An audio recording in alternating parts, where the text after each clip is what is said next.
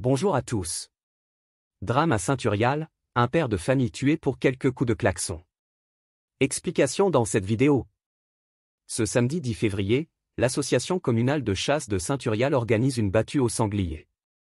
Anthony Boulier, qui découvre ce coin de la Bretagne pour la première fois, gare son Renault Master sur un parking au bord d'une petite route de campagne, juste à la sortie du hameau Simon.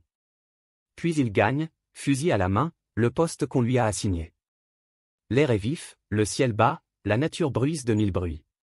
C'est le moment que ce grand brun de 29 ans aime par-dessus tout.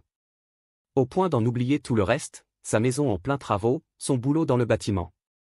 Anthony adore son enfant, âgé de 3 ans, et sa femme, enceinte de 8 mois, qui doit accoucher fin mars. Mais pour cet amoureux de la nature, les week-ends de chasse où il décompresse avec ses copains sont des parenthèses sacrées. Sauf qu'aujourd'hui, au moment de s'enfoncer dans le bois, il a soudain l'impression d'être en danger. 2 hommes sortis de nulle part, l'air mauvais, s'avancent vers lui. Fous le camp d'ici. Lui lance l'un d'eux. Anthony leur explique que le parking sur lequel il s'est garé est public, mais les inconnus, visiblement des frères, ne veulent rien entendre. Le ton monte. Le chasseur refuse de céder. Les 2 autres sont-ils impressionnés par son fusil? En tout cas, ils finissent par laisser tomber. Pourquoi était-il si agressif? En fait, pour rien de particulier. Anthony l'ignore, mais ces types, les frères Sancier, sont toujours comme ça. Ce sont 2 gros cons. Le mot peut sembler vulgaire mais, pour qui a déjà eu affaire à eux, il n'est pas excessif. À Saint-Turial, on connaît surtout leur père, Léandre Sancier, un chauffeur routier sans histoire, gros bosseur, père de 3 enfants. À la fin des années 80, Léandre a acheté un bout de terrain en bordure du chemin communal, au lieu dit Simon, afin d'y aménager un potager. L'étroite bande de terre était parfaite pour ça. L'homme y a planté une haie de thuya et installé un cabanon pour ranger les outils. Les Sancier, à l'époque, y venaient tous les week-ends et faisaient parfois des barbecues, à la belle saison. Puis les enfants, 2 garçons et une fille, ont grandi et le potager a été déserté. Du moins jusqu'au tournant des années 2010, quand Romuald, l'aîné des fils, a décidé d'y parquer sa vieille Peugeot 607. La quarantaine, large d'épaule, le crâne rasé, le garçon n'a pas l'air commode avec sa tronche d'homme des bois. On sait peu de choses de son passé. Après un passage dans l'armée, il aurait embarqué pour quelques mois sur un chalutier. Ensuite de quoi, sans emploi, divorcé et père d'une fille qu'il ne voit plus depuis longtemps. Il est venu atterrir sur le lopin de terre familial, où il n'y a pas l'eau courante. Romuald dort dans sa voiture. Les voisins n'ont rien à lui reprocher, si ce n'est l'hygiène déplorable de son campement de fortune. Puis, en 2018, son jeune frère Samuel, qui a 12 ans de moins que lui mais le même air teigneux, décide de venir le rejoindre. Et là, tout bascule. On ignore pourquoi le cadet, qui conduit une puissante BMW grise, a choisi lui aussi de venir squatter sur l'ancien potager paternel. Plus grand et fin que son frangin, les cheveux bruns coupés courts, Samuel, lui a un emploi. Après avoir conduit des camions-citernes, il est devenu livreur de colis, ce qui lui a permis de s'offrir une grande caravane, avec 2 chambres, dans laquelle il accueille son frangin. Là non plus, il n'y a pas l'eau courante, mais c'est déjà mieux que de dormir dans la Peugeot. Samuel, qui bosse de nuit, dort une partie de la journée. La petite route qui longe le terrain est assez peu fréquentée. Mais la caravane, parquée à quelques mètres de la chaussée, est mal isolée. L'homme se plaint du bruit des voitures qui roulent trop vite, selon lui. Romuald, pour protéger le sommeil de son frère, se met en tête de faire la police. On imagine la tête des automobilistes quand ils voient l'énergumène au front bas, leur adresser de grands signes pour qu'ils ralentissent.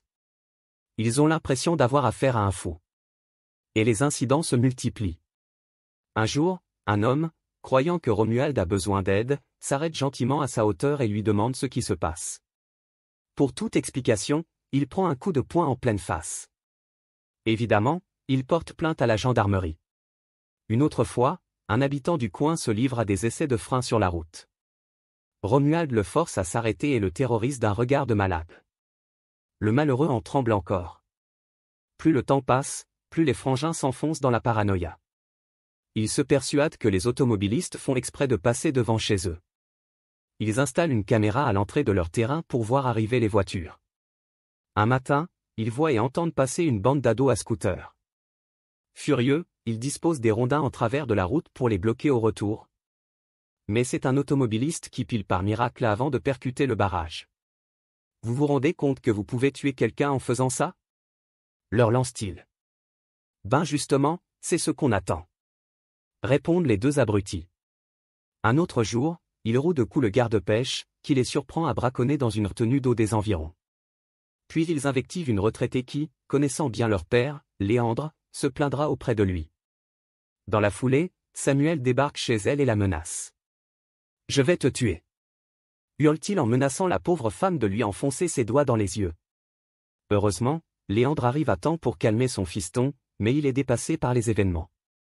Tout comme le maire de Saint-Turial. En 2019, ils sont condamnés à des peines de prison avec sursis pour violence avec arme, mais ils font appel, et la procédure traîne en longueur. Pour les habitants du coin, qui évitent autant que possible d'emprunter la route périlleuse, tout cela ne peut finir que par un drame. Le samedi 24 février, une nouvelle battue est organisée à Saint-Turial. Le président de la chasse, cette fois, a pris soin de ne poster personne près du terrain des Sanciers. Tout se passe bien. Le soir venu, après le dîner, deux des chasseurs, Anthony Boulier et son copain Gaël, décident d'aller boire quelques verres dans un café. Il est près de minuit quand ils lèvent le camp, un peu éméché. En montant dans son Renault Master, Anthony, qui n'a pas oublié l'incident avec les deux frangins, lance à son pote. « Viens, on va aller klaxonner devant chez les deux connards. » Une blague de gamin qui s'amuse à tirer les sonnettes. Quelques minutes plus tard, masqué par la nuit, Anthony s'engage au ralenti sur le tronçon de route maudit. À la hauteur du terrain des Sanciers, il donne quelques coups de klaxon. Erreur. Romuald et Samuel, qui de leur côté ont pas mal bu aussi, se jettent comme des fous dans leur BMW et démarrent en trombe. Grâce à un chemin de traverse, ils parviennent à devancer leur proie et à leur couper la route en se mettant en travers de l'asphalte. La suite est d'une violence inouïe. Les deux sauvages, dont l'un est armé d'une batte de baseball, commencent à les tabasser comme des brutes, frappant encore et encore. Gaël, dans la mêlée, parvient à leur échapper et se traîne, malgré ses blessures, jusqu'à la ferme des voisins. Anthony Boulier n'a pas cette chance. Lorsque les secours arrivent, le jeune père de famille, à qui un automobiliste a prodigué des massages cardiaques en le découvrant sur le bitume, a succombé à ses blessures. Tué pour quelques coups de klaxon. Tragique ironie de l'histoire, Anthony devait fêter ce dimanche, avec sa compagne Cassandra, les 3 ans de leur fils. La jeune femme, qui doit accoucher fin mars, a encore du mal à comprendre qu'elle se retrouve veuve à 29 ans. Avec 2 enfants dont le second ne connaîtra jamais son père. Après toutes les agressions que ces hommes avaient commises, pourquoi personne n'a rien fait?